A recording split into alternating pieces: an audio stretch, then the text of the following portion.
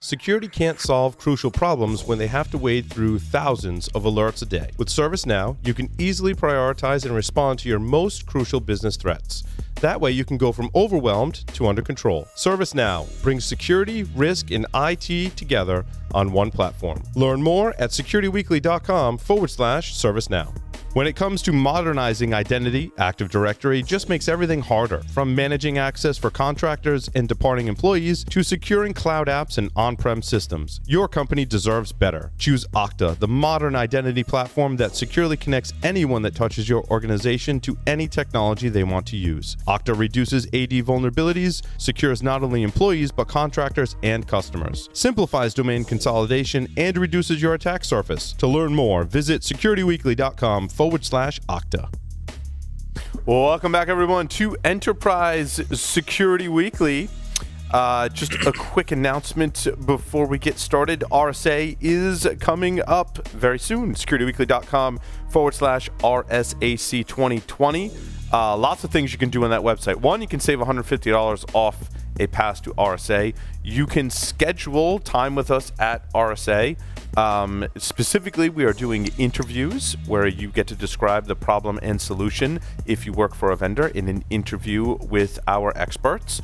And if you want to sponsor a show, we still have availability. Yes. So we're recording and broadcasting shows live from RSA. If you want to do a sponsored segment on one of those shows, please contact us, securityweekly.com/RSAC 2020. Our guest for this segment, David Waugh. Did I say that right? You did, correct. Okay. It sounds like a Chinese last name, but it's not. Managed Methods is the company, and you are the Chief Revenue Officer with 20 years of experience in enterprise software. David, welcome to the program. Gentlemen, thanks for having me. Glad to be here today. Fellow Coloradan. That's right. I'm not in Colorado. Otherwise, I could have gone up to your offices. I could have been there with you in Boulder, but I'm in studio this week instead. That's right. I think you could have been here at our office, and instead you're in the world headquarters there on the other coast, the other side of the country. Yes. So, cybersecurity for K-12 schools, is that what your company and your mission is focused on today? Yes, that's absolutely correct. We are focused for K-12 school districts around the country to help with the increasing threats that are facing them out there today. And education is now adopting technology faster than ever before. And I see it firsthand as a father and as a husband, because my wife works in a school district right here in Colorado.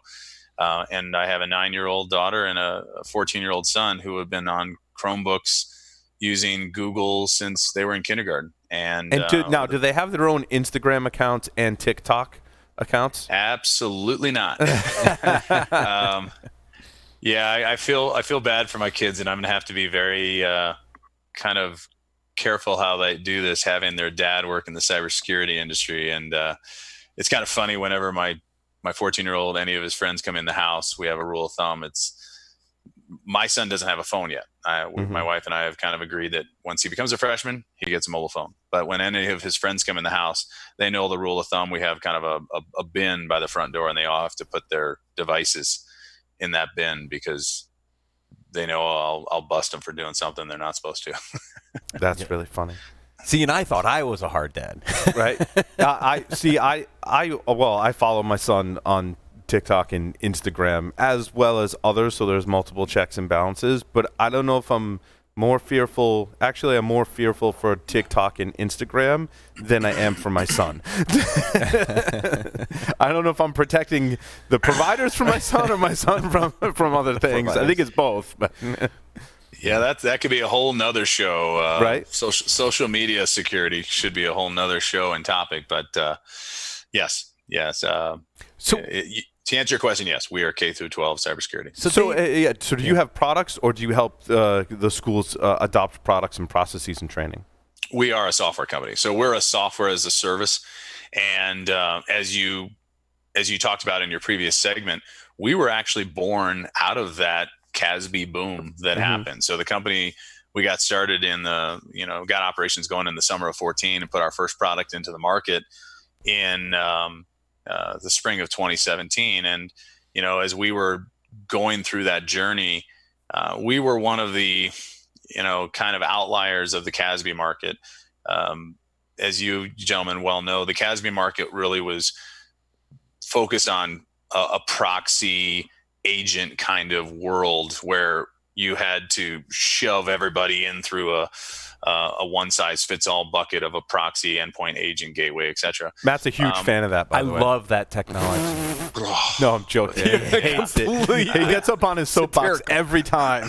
Well, you'll see us get riled up about it too. We were basically one of a handful of vendors that came into the CASB market and said, no, there's different types of them. And we didn't necessarily adhere to the CASB rules. We basically came out as an API-based solution, and that's what we are. So we're a 100% software as a service, API-based security platform. We just got bulked in by groups like Gartner and 451 Research and IDC and others, as we kind of got shoved into that CASB bucket. So originally, when we started the company, we weren't solely focused on K through 12. We serviced everybody, K through 12, higher ed. We had government customers. We had financial services companies, sports companies. We were in all industries. But as we started to just identify and do more analysis on the market, we just saw this unmet opportunity in the K through 12 market. And I believe that at some point we'll expand into higher education. We have some higher education clientele right now, but the K through 12 market is in desperate need, and we're serving that need, and we're growing rapidly. In fact, I'm trying to get we're hiring. So if you're looking for a sales position in the cybersecurity industry, reach out to managemethods.com.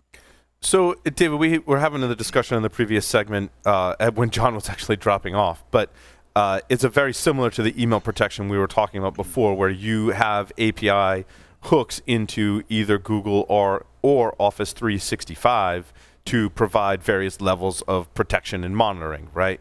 Mm-hmm. What specifically in each case do you provide above and beyond what the providers offer in terms of security, visibility, and control?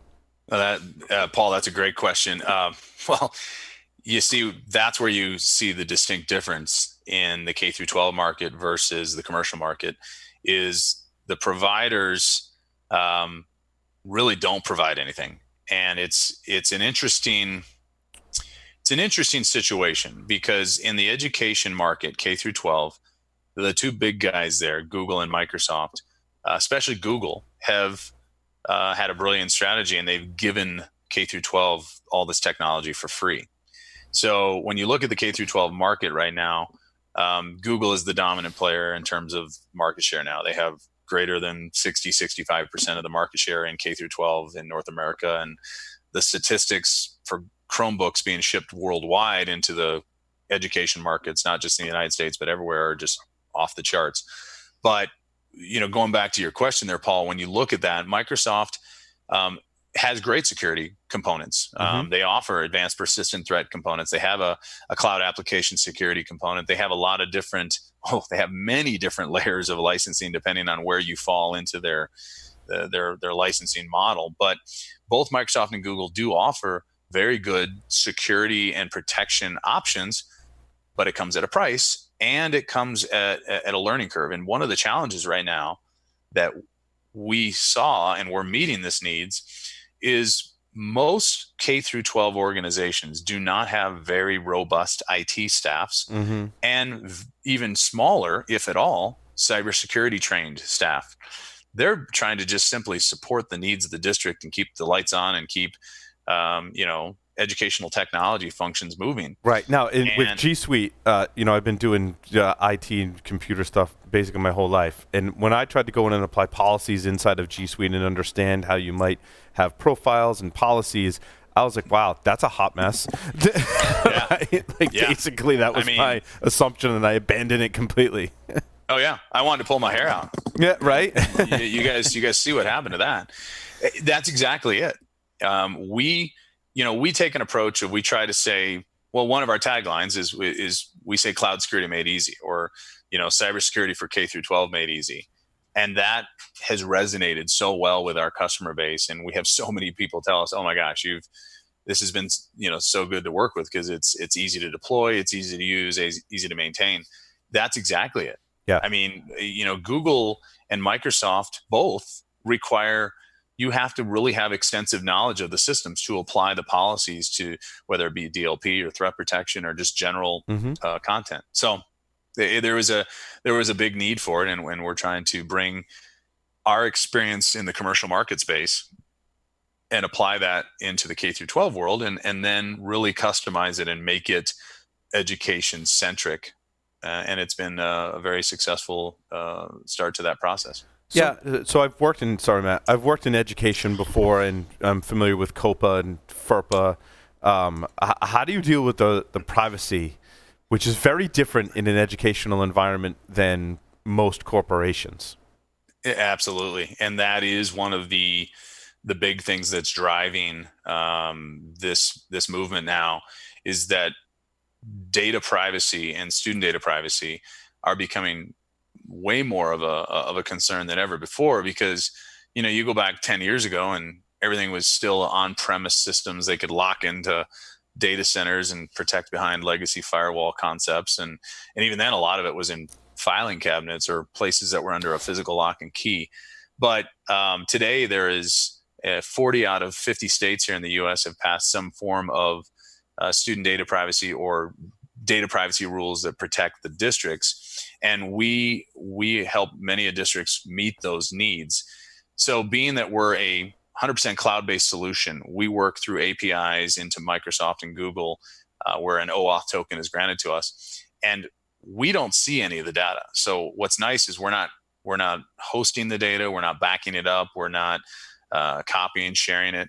We ourselves have gone through stringent compliance checks so that we meet FERPA and COPA types of requirements. And so we've gone through various various industry watchdog groups and industry bodies that do analysis of us. So like, for example, I Keep Safe and the Student Data Privacy Pledge and the Student Data Privacy Consortium.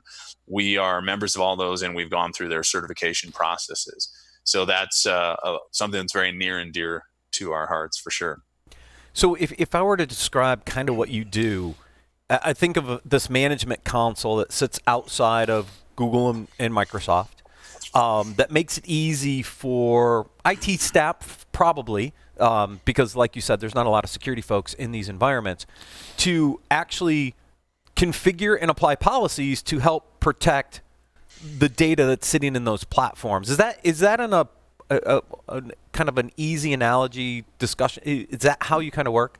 Yeah, that's a very I think good high level analogy. Absolutely. So the really that kind of brings it together. You're dealing with a lot of school districts out there, and again, various sizes. We have customers as small as 500-600 students in a rural school. We have school districts in large metropolitan areas that are upwards of 100-150,000 students, and depending on the school, the one thing applies the same is just what you said there, is that we bring a web-based console that allows them to create in a very easy to do manner policies around data protection, DLP, and remediation controls. So what we're bringing to the table is, first and foremost, we bring unparalleled visibility into their Gmail, Google Drive, shared drives, Microsoft Exchange Online, OneDrive, SharePoint, depending on the school. We're giving them greater visibility into the data that's in there and how staff and students are interacting with that data and sharing files and emailing and uploading. And then we give them a easy to use console platform dashboard that allows them to set up policies and rules on how that data can be interacted with.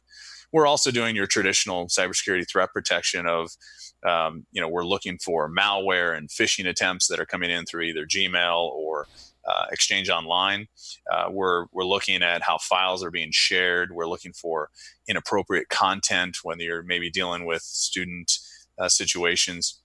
It's just incredible the number of use cases that are out there today. And again, when we first kind of came into the education market, we were servicing, commercial customers. The challenges of cybersecurity in the commercial world almost seem easy compared to dealing with cybersecurity and cyber safety and compliance in the education world, because you're having to bring in a whole new factor of dealing with student bodies and kids and their interaction with systems. So yes, you're right. You gave a good, I think, simple analogy to say we bring an outside console that allows these schools to then accomplish things much easier than if they were trying to do it through the command line or I was at a Microsoft education conference, and many of the answers to a lot of things were PowerShell. And you look at some of these IT staffs at some of these schools, and their eyeballs just kind of roll. But Google's getting to be just as bad, where it's like, well, use an open source tool called Google Apps Manager and do it through the command line. So we're giving them a much more streamlined approach to it. Plus, they don't have to go in and figure out the configuration in all these different services, right? Because you got configuration settings over on the Gmail side, then the Google Drive side. I mean, it's not centralized in any really easy way, right? There's a lot of different places where configurations matter, and sometimes you'll miss it. We see this in cloud deployments all the time, right? There's so many different cloud services, all the configuration that has to happen to not keep your S3 bucket exposed. They exist in these large suites as well. And so anything to do to kind of centralize that and make it easier to manage will help protect the environment. Absolutely. It is all about, first and foremost, let's make sure we're protecting the environment and we understand these things. But it is also, like you said, there are so many different variables that are involved in this. And you have to look at, I'll give you an example, just, right here in our home state of Colorado. There's roughly 175 public school districts in the state. But as you know, being, from Colorado, the bulk of the state population sits within the Front Range between Fort Collins and Colorado Springs, with Denver in the middle.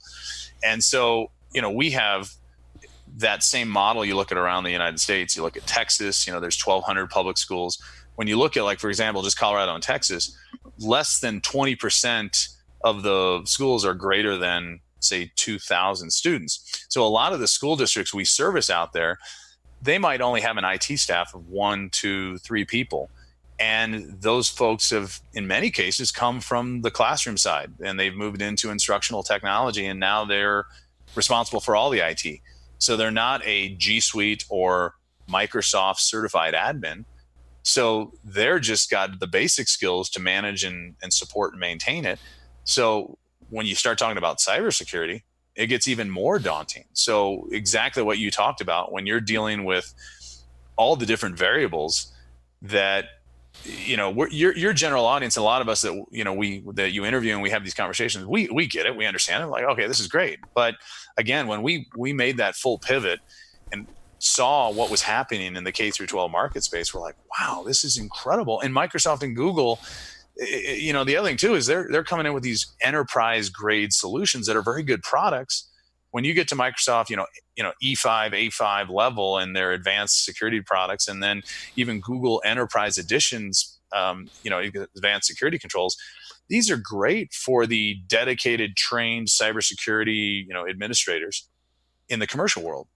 But you get into a K-12 school district, very few. Sure, you get into the very large, big school districts. Yeah, they're going to have that kind of staff. But the bulk of it, you look at 80+% of all school districts out there, it's too daunting for them. And they're overwhelmed. Yeah. Yep. Very true. Let's talk. I didn't have any questions. Any more questions? No, yeah. So when I think about from a value proposition, I mean, obviously, ease of administration, simplifying the security task. My guess is it's just making it easier for people who don't have the skill set to manage these environments. Is that a good way to summarize it? Yes, that's one of the many value propositions. By bringing an easy to use platform, but with enterprise grade commercial type of, pedigree, if you would, we've packaged it into a platform that makes it very easy and efficient for the school district not only to implement it and try it out and see how it works. We offer a free trial and allow them to quickly analyze what do they have, because you think many of these districts out there have never had anything in place. Because if you kind of stop and look at it, the evolution of internet, cloud-based computing, the education market kind of was the last to adopt it. The commercial market was more on the cutting edge in some cases. But when you look at just say Google and Microsoft Office 365, you're the last really eight to 10 years. I mean, Google and Gmail and all that, you're inside of a 10-year span. So a lot of them now, it's kind of catching up to them. So you're absolutely right. We give them something that's very straightforward and easy to use, and they can get a lot of things accomplished with less. But also the architecture, when you think about many legacy security approaches, I'm going to go back to your favorite topic, and we talk about CASB and proxies of the Gartner defined box of a CASB. That there's no way that a school district is going to kind of deploy that. I mean, the last thing they need to do is, and the last thing this world needs is another endpoint agent that's got to be installed on somebody's laptop or machine or Chromebook, and then tell them they've got to run your students or staff through this login. I mean, it's hard enough to implement those kinds of things in the commercial world, but you get into the education world and you're trying to, cast a net around these things. It's daunting. It's crazy.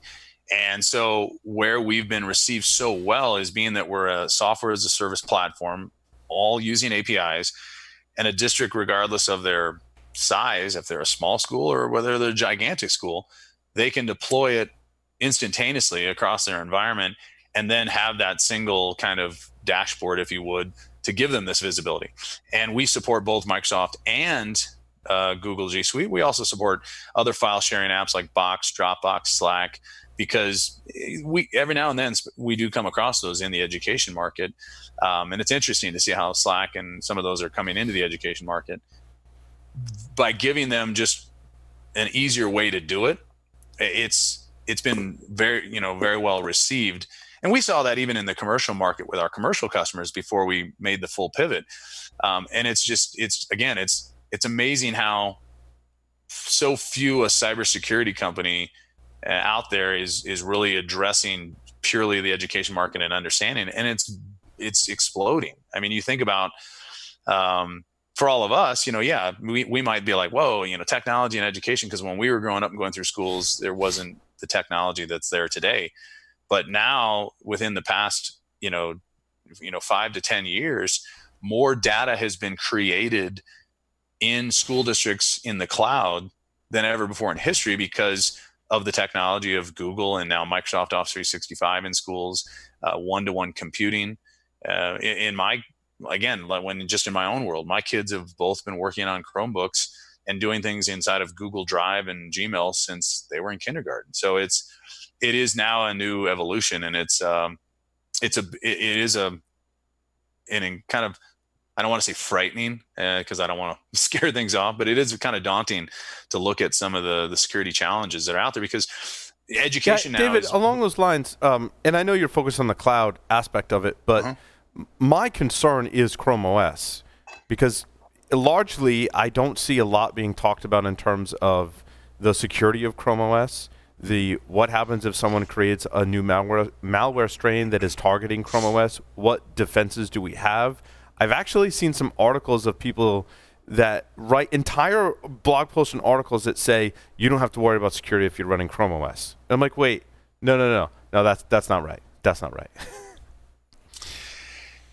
So that you're kind of heading down another path too that we talk about. So when you look at Chromium, and then what's the underlier into Chrome OS, which obviously were all Linux kind of derivatives, or at least that's kind of where they got their start. Yeah, that's become now the new battleground, and that's a big hot topic right now, not just in education but even in the commercial world, because Google has made a lot of strides in the past few years in terms of Chromebooks and how Google's now being used. I mean, our company, we run 100% on G Suite. Everybody's running we have a BYOD kind of any device you want. We let people have the choice of it. My entire sales and organization has Chromebooks. In fact, that one I think you have sitting there on your table, we have the Pixel books. And yeah, that is an area now that our R&D and Chief Technology Office are exploring. Is that's kind of our next kind of direction, and we're looking at the roadmap. Is how do we extend our technology from the cloud into the Chrome area itself? And that's becoming a big increasing demand from the K-12 market. Is that how do we're securing what's going on when they come into the cloud, so we see everything that happens. In this case in G Suite or Azure. But you're absolutely right. Chrome OS and the Chromebook side of things are kind of becoming a growing concern. And I don't necessarily have a great answer for you right now. That's an area that we're certainly exploring. But obviously Google keeps talking and is doing more and more to say, hey, we're locking this down. But as you know, where there's a will, there's a way. Yeah, I mean, Microsoft said that too, right? And even after their focus on security came about, I mean, in largely legacy code, and I get that, there were very destructive worms that ran around. But we haven't seen, at least I haven't, I mean, there probably are strains of malware that do focus on Chrome OS. But my concern is I don't see a lot of the research. So it was encouraging when you said, David, yes, we're working on, researching. I think it should be both attack techniques and defensive techniques on that platform, because I don't think it's undergone a degree of scrutiny that Linux and Mac OS and other more popular operating systems are experiencing. Although, if you're telling me that like our school district and all these school districts across the U.S. primarily, I would imagine, are running on Chromebooks, that kind of scares me, especially when we think about nation-state attacks and the prevalence of ransomware targeting municipalities. I don't want to give anyone ideas. If you're evil attackers listening, I know you listen too. But bringing this into the education side and going after the students, that's a scary proposition. Yes. Oh, absolutely. I mean, unfortunately, K-12 school districts, not just in the United States, but around the globe, have now moved into the top 5 most targeted cyber threats and cyber targets. Verizon, IBM, a variety of other groups that put out research reports each year. In the last 3 years, the Verizon data breach reports, education keeps moving up, and it's been in the top 5 the last few years, right up there with finance, retail, government. Why is that? How many kids under the age of 18 have had their, used their first name, last name, social security number, date of birth to apply for a loan or a credit card? So it's this treasure trove of person identifiable information that can be, used for things. And, obviously it's sad too to see more and more, ransomware attacks and other things. Most recently there was that, this incident in the state of Louisiana where almost they declared a state of emergency, and pretty much statewide they shut down the internet to all public school systems because it was, threats and ransomware and attacks coming in. But when you come back to, the scenario of Google and Microsoft and different things, that is of a big concern, both from a cybersecurity type of hack threat standpoint, but also, the different types of cyber safety things where you're, exposing school districts and children now to more areas of, hey, I've got this device in my hand, one-to-one, everything's being delivered through the Chromebook. It's a case where, like you said, what if there was this one mass bug or attack or malware that shuts everything down? Are these schools are they gonna come to a complete halt because they're delivering the entire day's lesson plan? I mean, like I said, my son in his level in junior high, all day long, I mean, I could check at any given time. I can log into Google Classroom and I can see all of his schoolwork that he's working on, because everything he does all day long comes through the Google Classroom, and it's through Google Forms, Google Docs, or not working on, right? Or not working on. Yeah, it's amazing that technology wipes away some of those things. When I tell my parents, I don't have any homework, right? If my son, who's like in middle school now too, right, in 6th grade, goes, I don't have any homework. I'm like, dude, I got the email from your teacher. I got Google Classroom. Like, you haven't completed these. Like, show me you completed these assignments, right? Yeah. Which I think is a valuable tool, as long as I firmly believe in open communications on areas such as how are we going to approach your assignments, right? Am I going to manage all of your homework for you? No. but there is going to be a process for doing that now involves technology. It's very much the same way when we control access to the internet, apps, devices, and technology, right? Yes. Exactly right. It's so you gentlemen, you spend your days working with what I kind of call the RSA Black Hat crowd, the commercial crowd, and it is a new that's where our background comes from, and it is kind of a new adventure for us when I go to these conferences, events, and large education conferences, and I give talks, and I was at a big convention in Texas last week in Austin, which was their state. It was called the Texas Computer Education Association, and roughly 8,000 or so attendees. And I gave a talk on cybersecurity, and they had to move me into a bigger room, and there was 100 plus people, standing room only kind of thing, because it is such a hot topic. And so again, we as a company, when we made the pivot to decide to be 100% focused on the K through 12 market, it's a passion that drives us. We just yesterday had a very large school district from here in the state of Colorado. That's one of our customers. They've been on the platform now going on 3 years. Their chief technology officer came to present to our company to just thank us and tell us what you're doing is valuable and it's needed. And right now, we're one of the really only players outside of Google and Microsoft that are offering these types of security components. So, it is a different daily lingo in terms of talking about cyber attacks and cyber threats, and when you get into, say, cyber safety. But what's incredible is that, again, the type of technology and the AI and machine learning algorithms that we're doing for data loss prevention, and how we can apply those things to student safety and student harm, and detect not just, hey, somebody's, sharing a file that contains, person identifiable information or financial information. And are we supposed to be sharing that with that person and put that control in place to automatically correct that? But also when you get into the self-harm, threats to oneself, threats to the district, things like suicide, bombs, bomb threats, harm, bullying, that's just a whole new side of the cybersecurity world that is, I think, been not addressed enough, and we're starting to see that become more and more of a kind of a frontline concern. So the cybersecurity world in K through 12 is a growing space, and we're excited to be there, and we're excited for this opportunity too, to thank you to share that and let other people out there know that it's there. Now, maybe, while I'd like to see, as a parent, more vendors get into the space, right. I don't necessarily need to see more vendors come into our space. Yeah, got it. Well, David, thank you so much for appearing on Enterprise Security Weekly. Folks that want to learn more, managedmethods.com. David, again, thank you so much. Paul, Matt, thank you. And with that, we'll take a short break, come back with our sponsored interview from Extra Hop. Stay tuned.